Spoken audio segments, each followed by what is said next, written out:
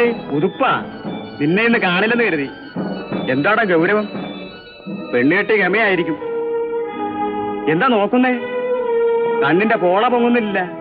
ആ, ഇന്നലെ രാത്രി അവൾ ഉറങ്ങാൻ സമ്മതിച്ച് കാണില്ല. നിനക്ക് എന്താടാ?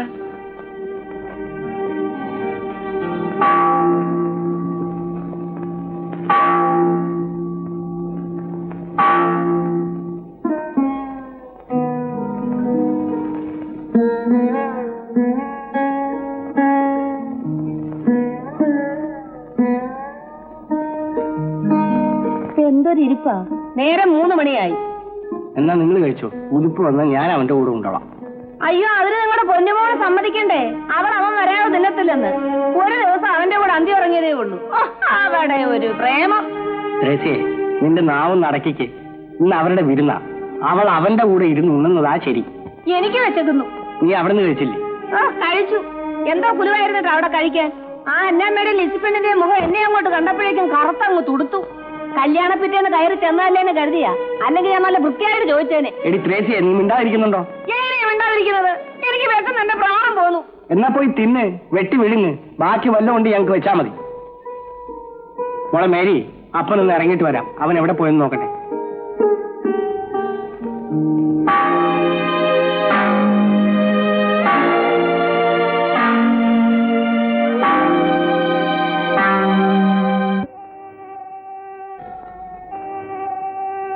മേരിക്കുട്ടിക്ക് ഇതറിയുമോ? ഇല്ല, ഇതുവരെ അറിയില്ല. ഉതുപ്പിനോ? അറിയാമെന്ന് തോന്നുന്നു. അവനറിഞ്ഞാലും ഇല്ലെങ്കിലും ഒരുപോലെയാ. മേരിക്കുട്ടിയുടെ കാര്യം ഓർക്കുമ്പോൾ മനസ്സിന് വല്ലാത്ത വേദന. അത് മറന്നുകളെ ജോയി. ഓർക്കുമ്പോൾ ദുഃഖം കൂടും. മറക്കാൻ കഴിയില്ല ലിസി.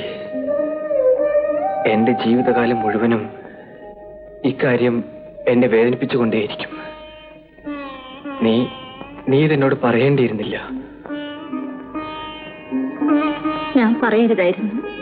ചിലപ്പോൾ ഈ നിലയിൽ നിന്നെ നഷ്ടപ്പെട്ടാൽ പോലും എനിക്ക് ഇത്രയും ദുഃഖമുണ്ടാവാൻ തോന്നുന്നില്ല.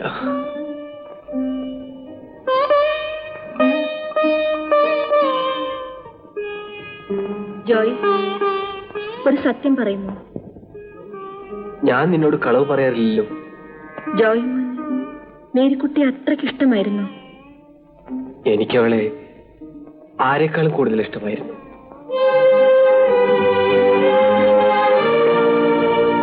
ഞാനുമായി ഇത്ര അടുപ്പമില്ലായിരുന്നെങ്കിൽ ജോയ് മോൻ മേരിക്കുട്ടിയെ കെട്ടുമായിരുന്നു, ഇല്ലേ?